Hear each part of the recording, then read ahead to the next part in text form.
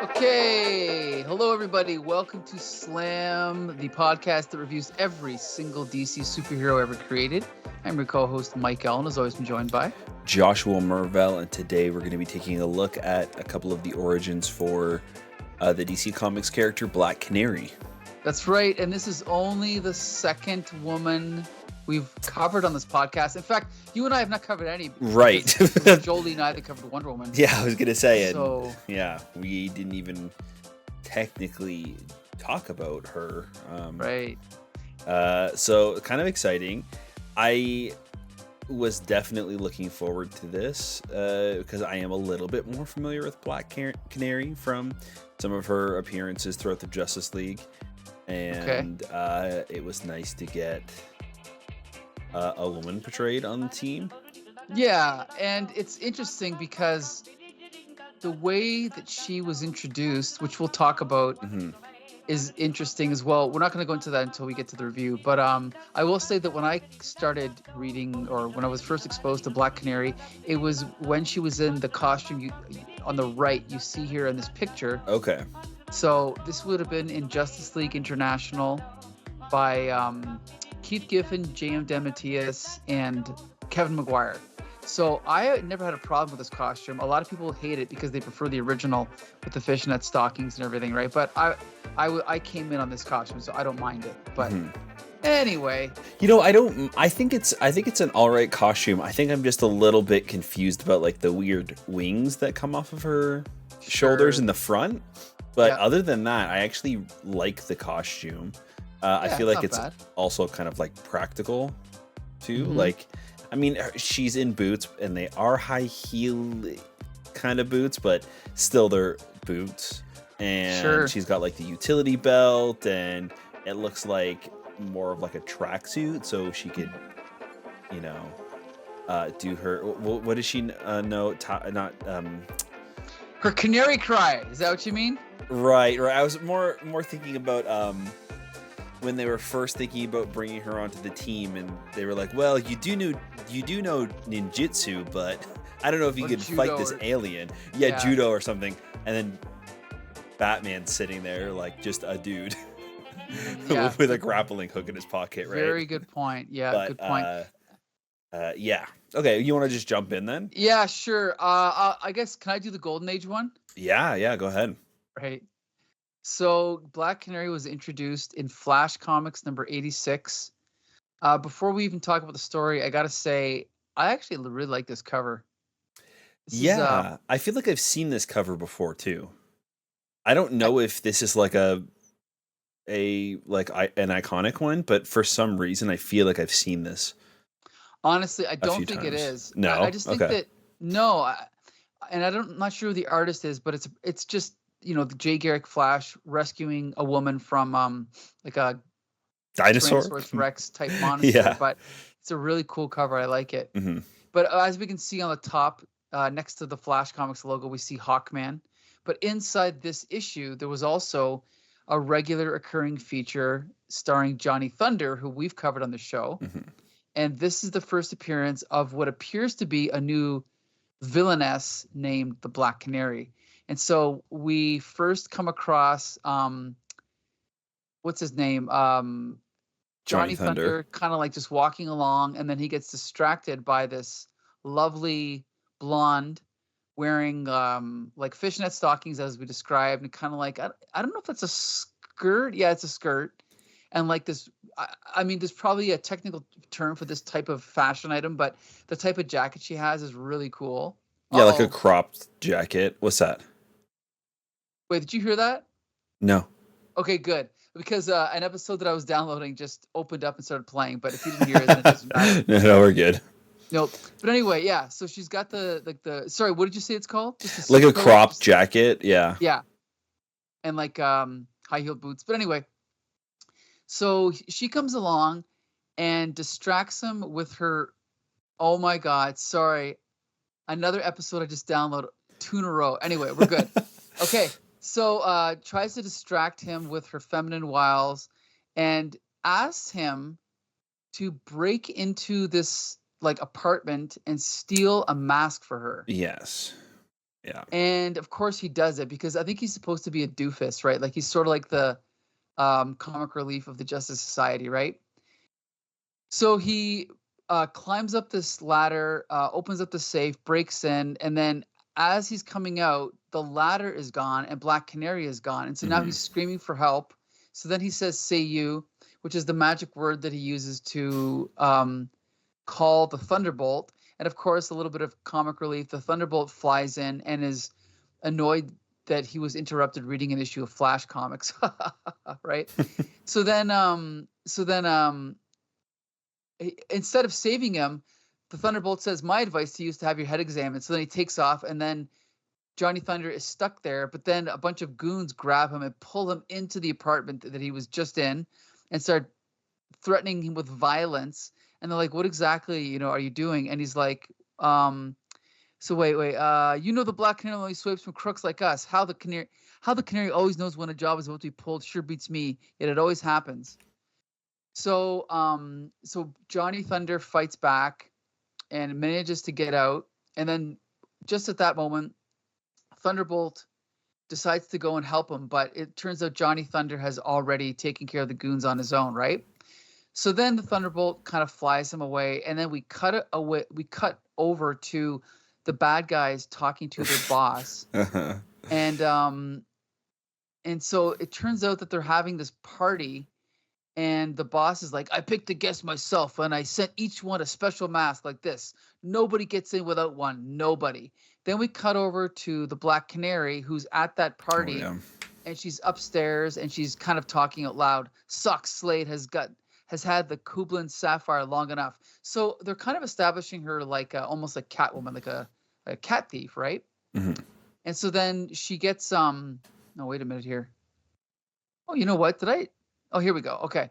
I thought I missed a page. So anyway, so then just at that moment, Thunderbolt flies in with Johnny Thunder, right? Mm-hmm. And then Black Canary throws what does she throw? I don't even know what that is. She throws Which I think she just a book. a Yeah. book. She throws a book at one of the bad guys, knocks the gun out of his hands, and then the Thunderbolt zaps the other two guys, and then all of a sudden we see Johnny Thunder's got like the hearts flying around his head because he's obviously enamored with Black Canary. Then the Thunderbolt grabs Johnny Thunder and they're flying away. And Thunderbolt's like, "That's that. Socks and his boys are in jail, and the Kublin Diamond returned to its owner." Johnny Thunder says, "But the Black Canary got to win excitement. I recognize her voice like music. Will I ever see her again?" Thunderbolt says, "No, you don't. I'm tired of heroes in comic books falling in love with the beautiful villainesses. You're not much of a hero, my lad, but you don't fall in love. Not in this story." Aw. The end. What the hell? So that was yeah. 5 pages. I'm not surprised that you thought that maybe a page was missing because I think that the start has a really nice pace, and I'm really actually interested in the story. I like Black Canary. I like even Johnny Thunderbolt is kind of fun in this issue. But then they even get me invested in this heist. Like, I'm kind of here for her having to steal the mask so she can get into this exclusive club because it's like weirdly the key. And then she's gonna snoop around, and then we just see like a panel of her getting caught, and then they're there to crash through the window, and then she jumps out, and like it's done and over with so quickly at the end. It's disappointing. I would almost rather a cliffhanger, or something. Like, I don't know, maybe at this time they didn't really do that a whole lot in these issues. I don't think they did. And you're right. And the thing is we read this in a collection, and so the next story was in the collection, and we could have read it. But I not only because I'm lazy, but I just thought, no, I'm not going to read it because this is the origin. It also didn't fully connect to this. It was just did you read it? I started reading the first part of it. It just kind of continues with her character, but not necessarily what's going on here. Maybe later on in that issue it does connect, but it didn't seem like it in the first page or two. Sure. So I don't know. I actually surprisingly really like this. I also really like Black Canary in this.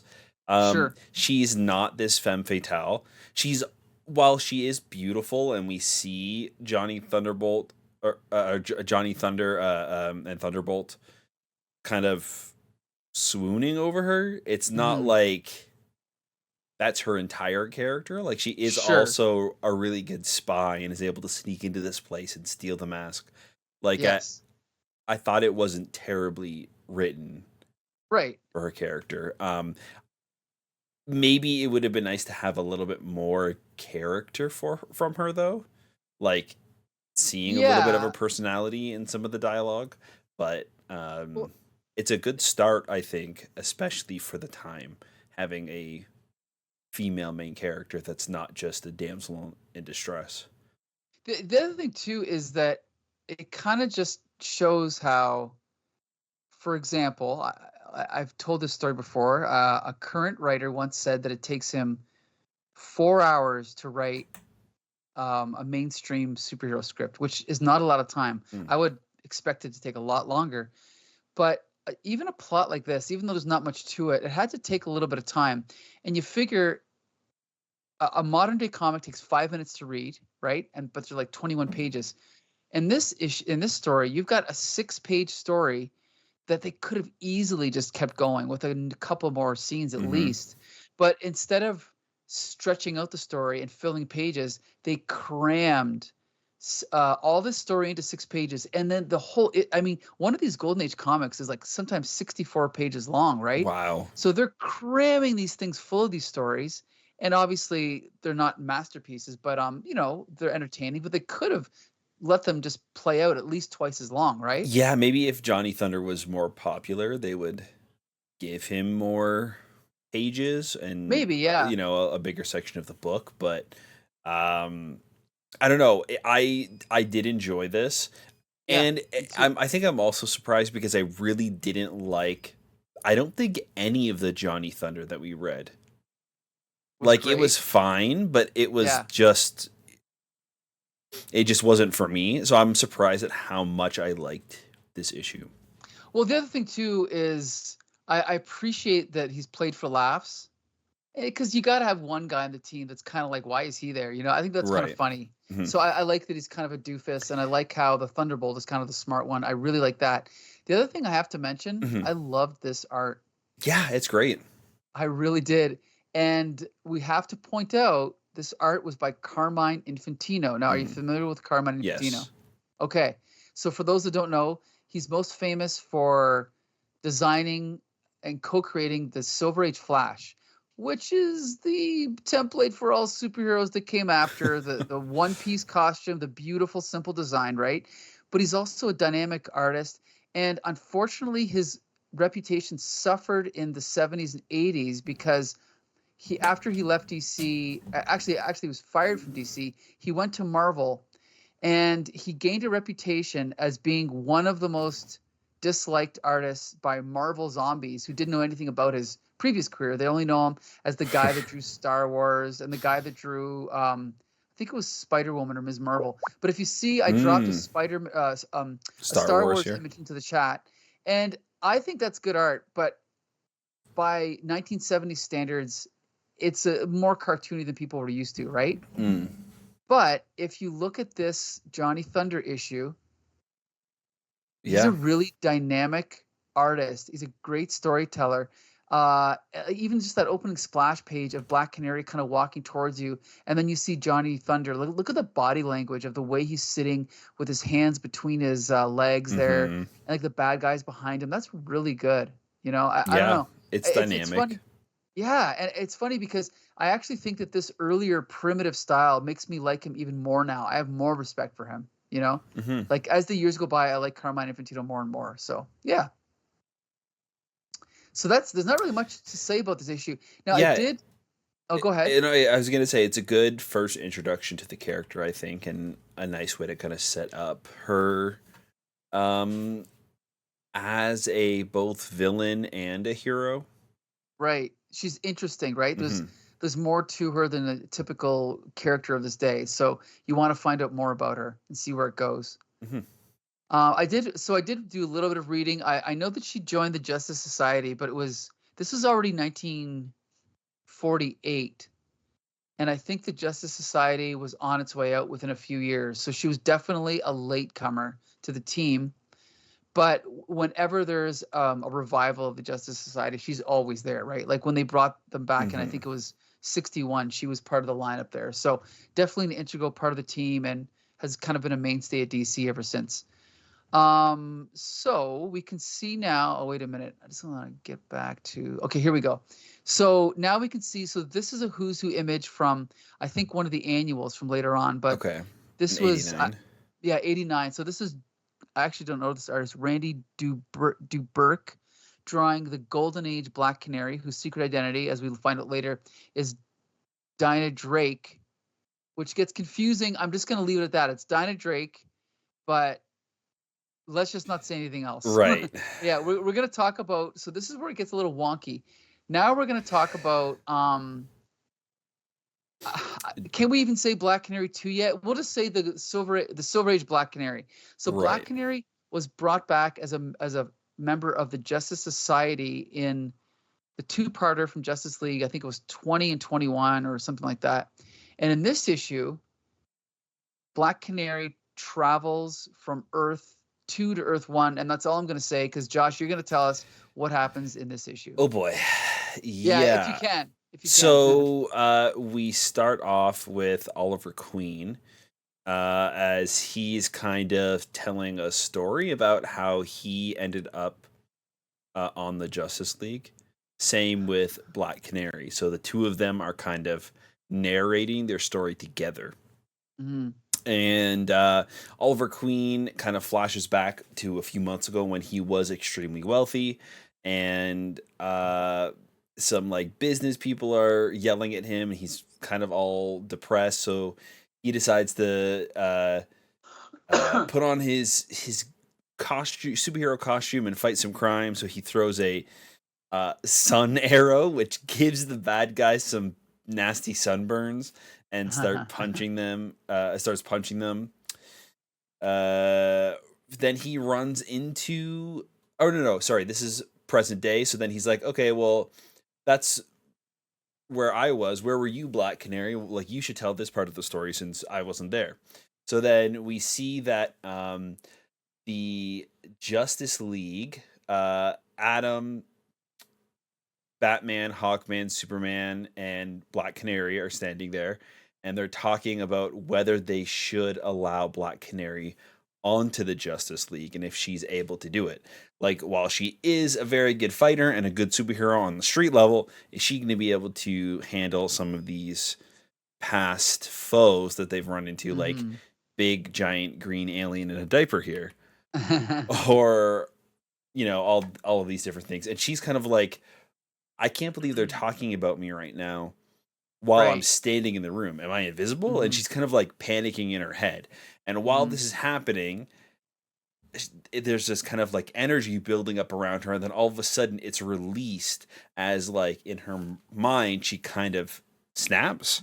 And it's like this sonic, like wind energy almost. Like, I don't, it's just like force, I think right? it's just the sonic force, yeah, as far Yeah. as that. It pushes the Justice League back. And then we do cut back over to Oliver Queen, and he's like, okay, well, anyways, while she was getting new superpowers, I went to a therapy session. And while in the therapy session, my psychiatrist accidentally zapped my brain, which caused my soul to separate from my body, and the soul represents his like power and his anger and like his Mm, superhero side. So it's almost as if Oliver Queen and Green Arrow have now split into two sure. entities. Mm. And of course, this guy is kind of, because he's a superhero, he's gruff and he's mean. So he just starts wailing on the psychiatrist and he runs away. So we believe that what's happening is Black Canary was hit with the this power from this supervillain. I believe it's like Aquarius or something, right? I think so, yeah. And they think maybe that's why she's having these weird powers. And then when Green Arrow shows up, and his like alter ego, the bad Green Arrow shows up, all of the other Justice League members now have these like bad alter egos, and it's looking like they're believing that maybe this was Aquarius. They're not really sure what is happening. So they kind of wreak havoc in the Justice League. They start beating up even Superman, and they run away.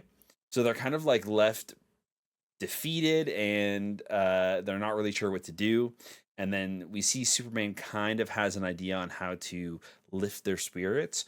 So we kind of flash forward a little bit, I think, and the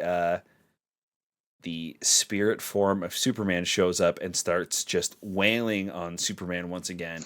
And then Superman overcomes his alter ego and defeats him. And he says, look, if I could defeat my past self, you guys can also defeat your past selves. So get back out there, and you guys got this. So they're all like, yeah, thanks, Superman. They all rush off, and it turns out that this was just an android that Superman had time to paint green in between panels. Like that, but anyway, yeah. So again, this is kind of just the team now going and fighting their spirits. Nothing too interesting happens, especially with Black Canary. But we do see that she is in like a motorcycle chasing hers, and there's like this bit about a guy who thinks there's a motorcycle race happening, and he eats it or whatever. But she knocks hers unconscious, and then we kind of get a resolution to Oliver Queen because his spirit breaks some glass at a jewelry shop and steals some coin, or steals some jewelry and diamonds and stuff. And then the shop owners come out and they're like, Oliver Queen, you better go help us, or else you don't care about the poor. And he's like, you're right. That's what being a superhero is all about. And he chases after him, and I think that they just shoot arrows at each other, and he wins. And they all end up kind of shrinking and going back inside of their bodies. And they're like, and that's how we joined the Justice League. There's really not much of a resolution besides that. No. We get like a splash page almost of their spirits kind of like shrinking. We don't even see them going back into their bodies. And then it cuts to them retelling the story and recording it for the records. And we get this kind of flimsy like connection between the two, where Black Canary says, we're both crippled. Green Arrow, you by your wound, and me by my loss, my doubt. Perhaps with some luck and some love, we can both find ways to heal again. So it's like not great how it's connected. And the thing is, like, I kind of looked ahead. The next issue is a reprint, and this story doesn't pick up until 2 issues later. And they try to resolve it, but it's a very weird ending to the story. Very weird. I know that you shot yourself in the leg, but I also have wounds, internal wounds. Yeah, like, it's like, okay. Okay, there's a couple things. Let's break this down. First, I don't usually like Denny O'Neil, but to be honest, I thought this was it was fine. And it's entertaining, which is surprising because it tempts me to want to read more of these Denny O'Neil Justice Leagues. I actually, as usual, really like the art by Dick Dillin. I think it's pure 60s Silver Age fun. Right. What do you think of the art? Yeah, it's pretty good. I think that it fits the kind of classic story that they're doing. I also think that even the cleaned up version looks really nice reprinted. Yes. Which I think is a testament to the art, because a lot of the times, even when the original art was really good, when it's reprinted, it doesn't really work. This is fantastic. I think this art still holds up today if they wanted to have these characters doing something in their classic costumes, I don't think I agree. anybody honestly would even notice that this is, an older comic. It's really good. That's a great point. And there's a weird quality about Dick Dillin. It feels like he really knows how to fill up a panel and fill up a page. Like if you flip through like the page on right now, there's such a thing as dynamism and composition, but just the way that his panels are just loaded with it's like everything is in a good way crammed in there, Yeah. and it's really nice. It just makes it really exciting to flip through. It really does maximize the story. What I also appreciate too is that shot right there, Black Canary racing away on the motorcycle. That's a great shot. Yeah. What I appreciate too is that it's not filled with dialogue a lot of the times, because I feel like the last couple of issues of Justice League that we've gone over, it's really been bogged down by some like corny like dialogue that's overstayed its welcome. Like it's just filling up the pages, and the art really does speak for itself a lot in this, I think, which is why I enjoyed it more, because the story is not great. Like it's a little it's not a masterpiece, that's weird. For sure. Yeah. Like it's a little flimsy how it even happens, like why this is even happening, how it's connected to the psychiatrist and him, like the helmet that goes on his head, and why it affected the other Justice League members. But I think that the message is interesting, and I think that the action that's happening is really good. So I did enjoy it, while it was not a great issue story-wise. I still had fun. I wish that though we got more of a resolution to Black Canary joining the team. I feel like we got that with Oliver Queen. Like she's more battling with, am I powerful enough? Am I strong enough to be on the Justice League? Am I at that level? And Oliver Queen is battling with, do I even deserve to be a superhero? Like, who am I? Am I Oliver Queen or am I Green Arrow?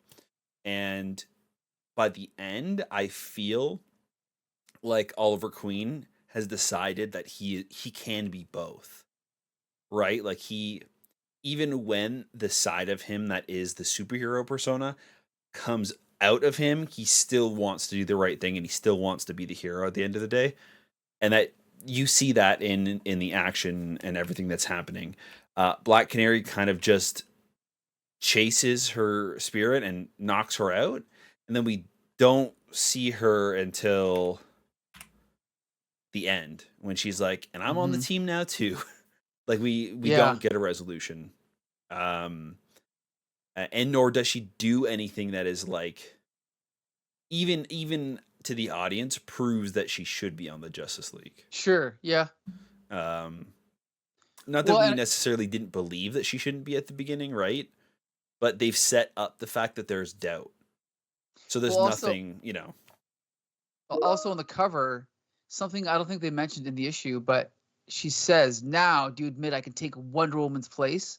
So that's obviously why she was put into the book, because Wonder Woman had quit, right? So, yeah, it's a very weird. We should also remember that Denny O'Neil is the one who depowered Wonder Woman and made her Diana Prince. So there's a lot of weird things going on here. Denny O'Neil is also our pal who wrote that Spider-Man story where Peter Parker refused to help that girl because her uncle worked on the ocean or something. Deborah Whitman, yeah. Was it Deborah Whitman? Okay. Yeah. But yeah. I gotta say, my favorite scene in this book was when Superman tricks the others into thinking that he has a doppelganger as well. I actually love that's the last panel of that page 13. Because instead of explaining what happened, he just picks up the green spirit thing and goes, and I can always build another Superman robot. And we as the reader see, oh, it's just a robot painted green. That's actually good comic book storytelling. And at this time, it was kind of rare. At this time, in this 1969, they would have over-explained everything, right? So I appreciate that. I thought it was cool. So here's the thing. This issue was supposed to be the issue where Black Canary joins the Justice League, But this story was retroactively declared the first appearance of the Black Canary of Earth 1. And we're going to find out how right now when we talk about Justice Society 220. Now, Justice League of America 220. Now, if I was Marv Wolfman or Roy Thomas or any one of these guys, and I wanted to say that the Justice League 75, if I wanted to say that was Black Canary 2, I would have just wrote a story where it said, hey guys, that was Black Canary 2, and leave it at that. But no, this is DC, this is Roy Thomas, this is Marv Wolfman. They got to over-explain and over-complicate everything, right? So instead, we get this following story, and I'm just going to focus on the Black Canary stuff. I'll touch on the other stuff, but sure. It's all over the place. First, we got to mention this cover here by George Perez. This was when George Perez was doing sporadic issues of Justice League, and I it's not the greatest cover, but I really like it. What do you think of it? It's fun. They cram every character that appears essentially in this in this cover. It's dynamic, it's fun, it's a little bit messy, but I do like it. I think if I saw this as a kid with all of the superheroes and in their like different poses doing things like this seems really fun and imaginative. It's something that I would want to pick up as a kid. Agreed. So. And we should also say that this bad guy on the cover is none other than the Earth 1 Johnny Thunder, right? Yeah. Very cool. Very cool. Was that established before this comic, or is this version of Johnny Thunder's first appearance? That's a good question. I'm going to find out 1 second. If you can just give me 2 seconds to do some research here.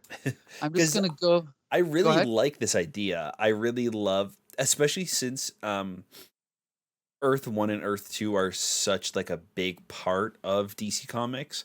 The fact that one of the main heroes of the like first timeline and the other one is a bad guy.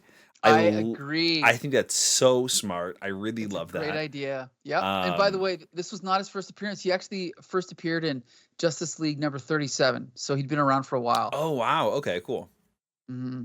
Yeah. But I agree. This is a great idea. Yeah, I really like this. And giving him kind of like the same powers. Like I love that they've updated his costume and made it a little bit more evil. Like it's really great. Yeah. And also, if this was a movie, you could get the same actor to play the evil version, right? And just play him completely differently. Like, what a great idea. Anyway, so this issue itself, the idea for the Black Canary update was apparently suggested by Marv Wolfman, but the actual script here is Roy Thomas, who we know from All-Star Squadron, as well as co-creating half the Marvel characters from the 60s and 70s. So anyway, so he wrote this story. The art is by Chuck Patton, and the inking is by Romeo Tanghal. I think that's how it's pronounced, and Pablo Marcos. I'm just going to dive into it. So we open up with, this story's a little bit all over the place, so I'll do my best here. So we have a scene here with the Justice Society. This is Jay Garrick Flash, Hourman, Red Tornado, the original Huntress, and the Power Girl, who's Superman's cousin. And they are meeting up with Sargon the Sorcerer. And I can't remember what it is they want to do. So he is there to meet up, to team up with them, and he describes how maybe he's also from he's from the other world. He's right? from Earth 1 as well. Earth 1, yeah. Earth 2. And then he's like, I came over here to help you guys because I know some weird stuff's happening. But of course, because this is the first time they're meeting, they're going to have like a little superhero battle where they have a misunderstanding. Confusion, misunderstanding. And then he's like, well, the reason why I left the world, I'm going to tell you why I left my world for this one. Right now, I'm one last expatriate from Earth 2 to show you I have one more expatriate, and it's the comatose body of Jim Corrigan, who's the Spectre, right? Right. And then, of course, there's a little plug for an upcoming miniseries. See upcoming JSA miniseries by Roy Thomas and Jerry Ordway for details. But anyway, And so they decide that they need to split up, and they're going to go fight Felix Faust, right? And as well as the what do they call the evil Johnny Thunder? Is it just Johnny Thunder? I think so. Yeah. Okay, let me see. Because they even I think Black Canary says. Oh, sorry, it's John Thunder. John Thunder. Okay. Yeah, I love it. I love it. And so as we can see, the Justice League are all bedridden, right? We see Flash, Green Lantern. Who is that? That's what's her name? I have no Zatanna, idea. Firestorm, okay. Elongated Man. And then we cut over to John Thunder has captured, using his evil Thunderbolt, he's captured Starman and Black Canary. And okay, this is where it starts to get a little wacky because we have to explain this. So they're captured, and then Black Canary looks over and says, "It's me, or my double, living still as death." And that's her husband, Larry Lance, locked in this like glass coffin with him, right? Mm-hmm. With her. And so then they're kind of going back and forth. And then they start to talk about Earth 2. And then the Thunderbolt says, "I'm truly ashamed of what he forced me to do to all the superheroes of Earth 1. Starman, Black Canary, you already know that I obey the commands of Johnny Thunder. When he says the magic words, say you." So he talks about how for years he fought crime with Johnny Thunder and how they teamed up with Black Canary. And it's Roy Thomas. He's obsessed with continuity. And they flash back to specific scenes in Flash comics. They show like one scene, this took place in Flash Comics 86, and they show the exact thing. Then they show like another scene, and they're fighting all these bad guys and all this action's happening. And then at one point, we see that the Thunderbolt decided to leave them and go off on his own adventures or just go do his own thing. Now that story took place in Superman Family number 204, which was a 1970 story, which means it was a retcon. Like they just wrote that story to explain maybe why the book was canceled in 1951 or whatever it was, right? So then we show the Justice Society, and oh God, Roy Thomas, look at this. But soon, without any special power or even skills of his own to match theirs, he started feeling a seventh wheel and he dropped out of the JSA. And who took his place in spring of 1948? A certain wig-wearing wonder we all know called the Black Canary. So that's how they explain why she joined and replaced Johnny Thunder.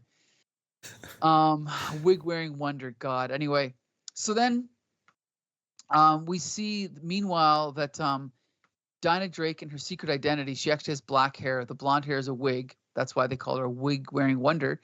And then we see that Johnny Thunder is jealous of her, blah blah blah. And then we see that the Justice Society breaks up. We see that Dinah Drake and Larry Lance, what's his name? Larry Lance? Yeah, Larry Lance get married, and then they have a kid. So it says here, her name was Dinah too, and her parents doted on her. "Come to Papa, Dinah." And so then we see the Wizard. The Wizard. Yeah, he's a supervillain. He materializes and he kidnaps the baby. Okay, but if you think that's weird, it gets even weirder. So then what happens is he kidnaps the baby, right? Is that what happens? Yeah. And then Dinah Drake goes to Johnny Thunder and explains what's going on. Wait, and then the Thunderbolt. Wait, no. He didn't kidnap the baby. No. No, I don't know what happened here. I don't remember. So this is explaining why all of a sudden Dinah had the sonic powers. Okay. So the baby had these sonic powers, and that's what I missed. Okay, that's what this is happening. Yeah.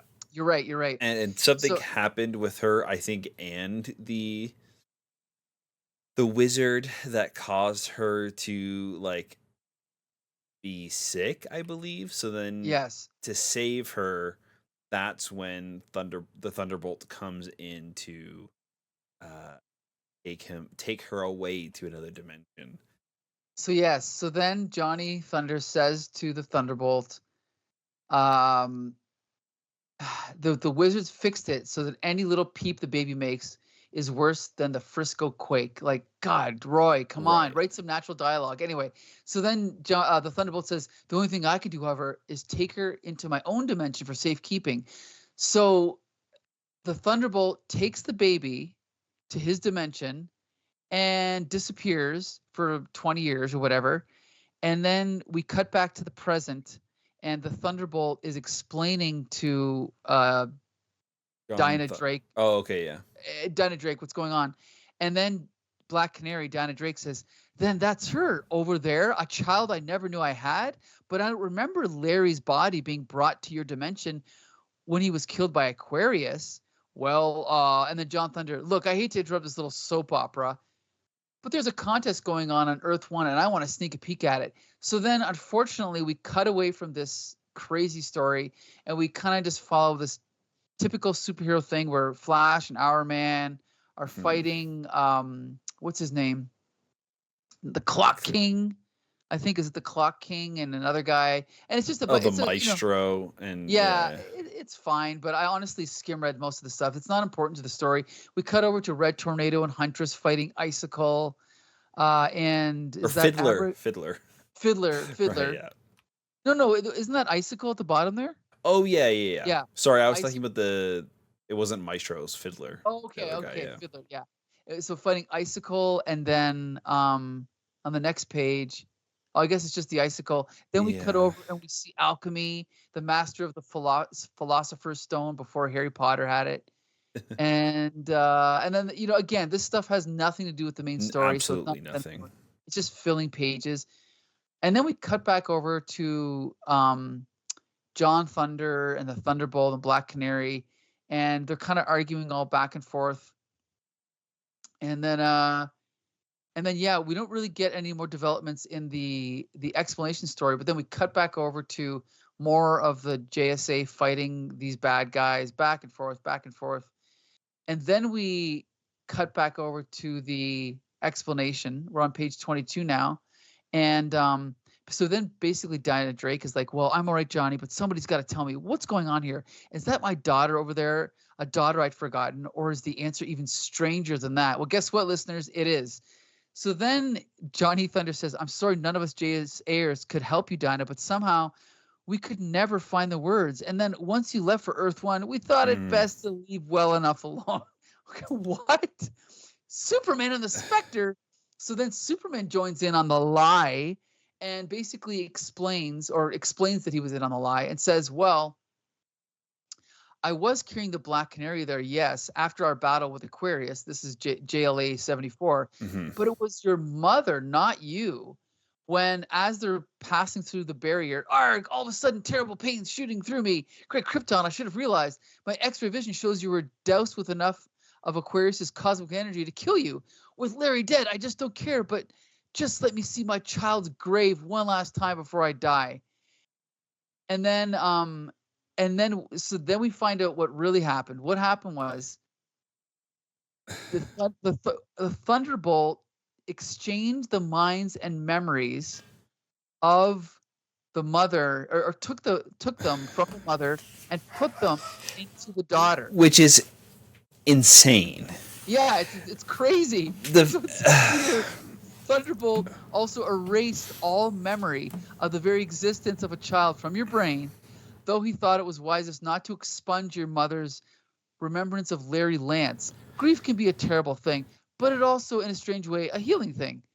So that's why I had the ultrasonic powers when I reached Earth 2. My mother's side of me enabled me to learn to control them. Yes, the JSIers and I have always known this.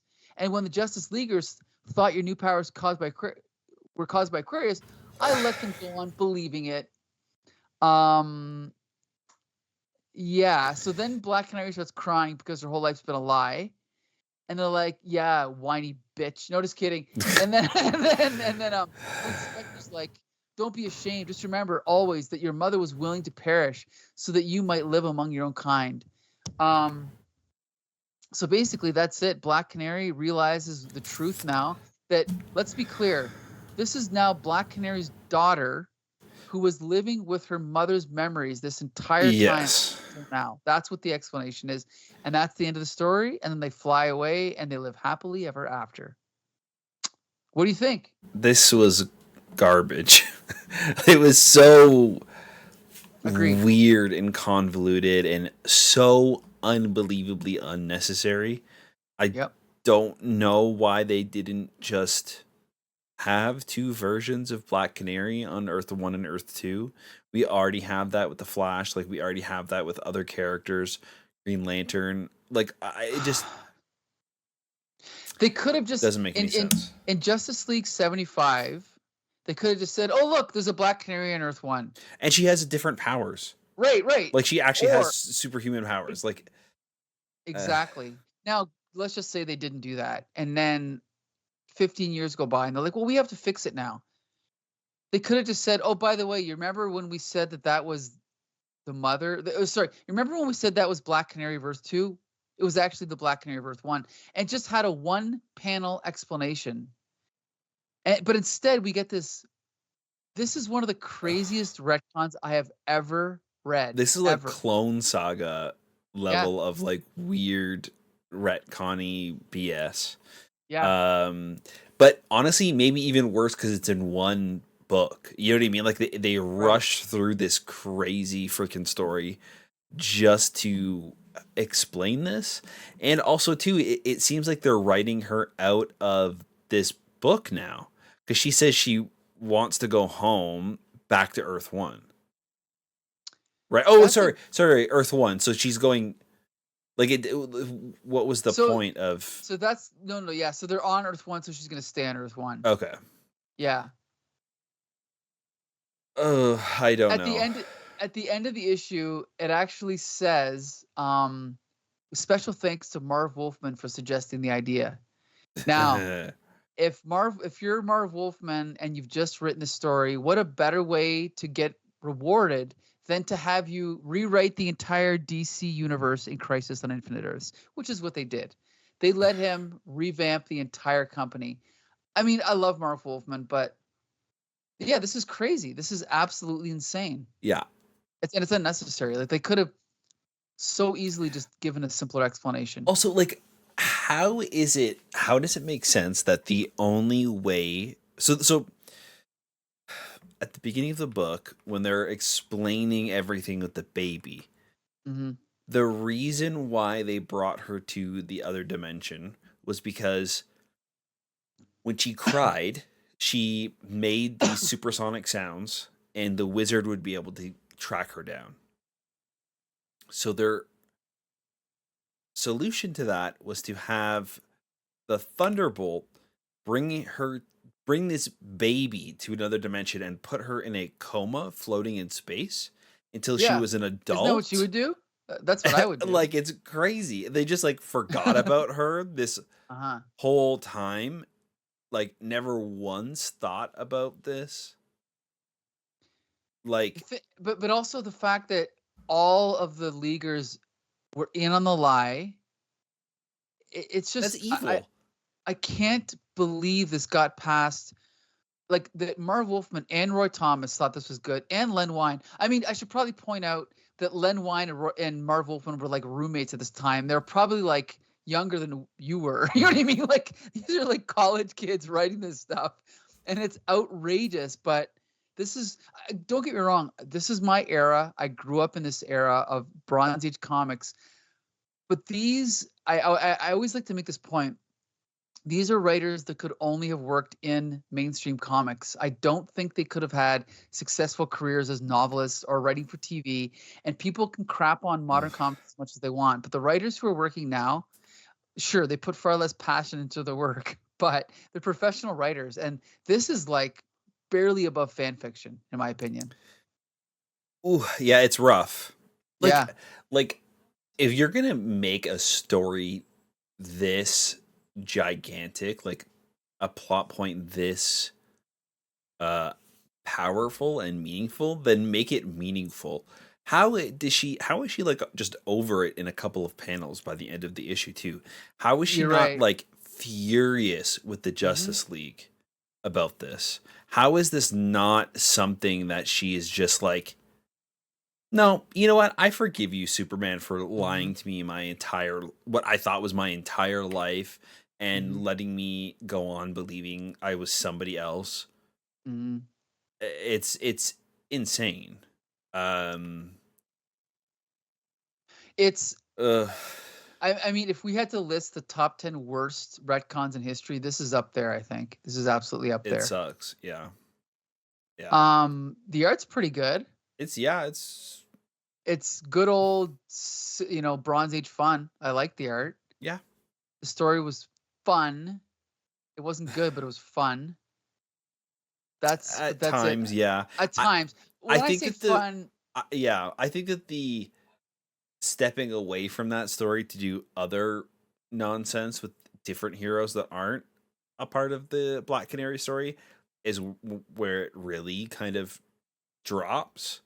Yeah. Because if they were doing something to then maybe help Black Canary like survive or escape, but they're kind of just off doing their own little adventure. It has nothing of consequence to the main story that we're here for.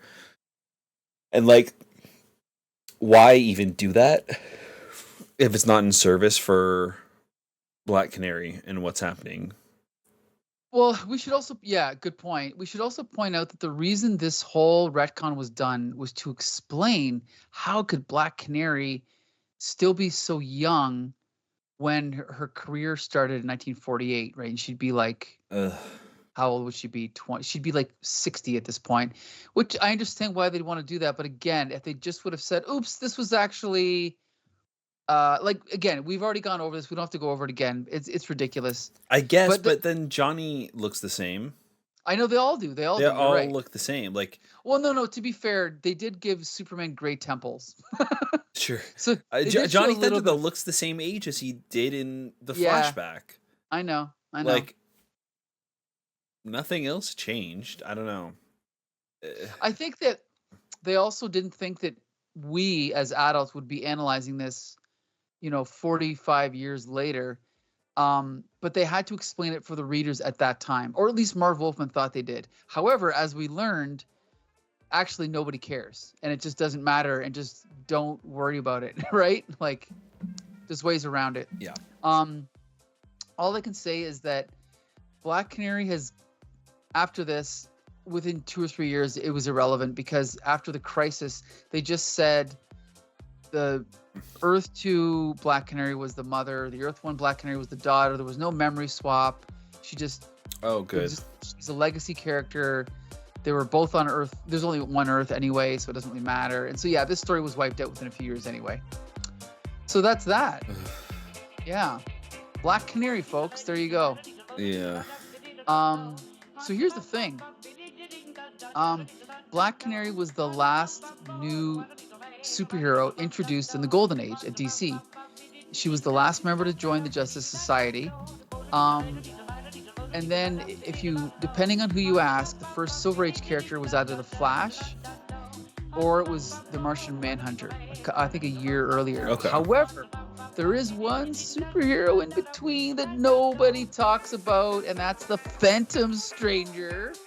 And we're going to talk about the Phantom Stranger on the next episode of Slam, and it's going to be a very special one because we're going to review 4 different origins of the Phantom Stranger, and they're all in one issue of Secret Origins. Interesting. It's going to be a lot of fun. I don't know if I'm even familiar with that character, so... Interesting. That'll be... Well, then it's going to be a very informative episode for you. Then. Yeah. It's going to be a good one, trust me. Okay. Yeah. And that's that. All right. Yeah, thank you guys so much for listening to the podcast. You can find all of our stuff over on our website at thecomicbooksyndicate.com. All of our podcasts are video format now, so you can check out our faces, and the comics and things that we're talking about are on the screen with us. So you could find all of that over on our YouTube channel as well. Leave us a comment. Let us know what you guys think about the issues we're talking about, the movies, the shows, the pilots, things like that. Keep in touch. And we'll see you next time. That's right. So until the next time, see you later.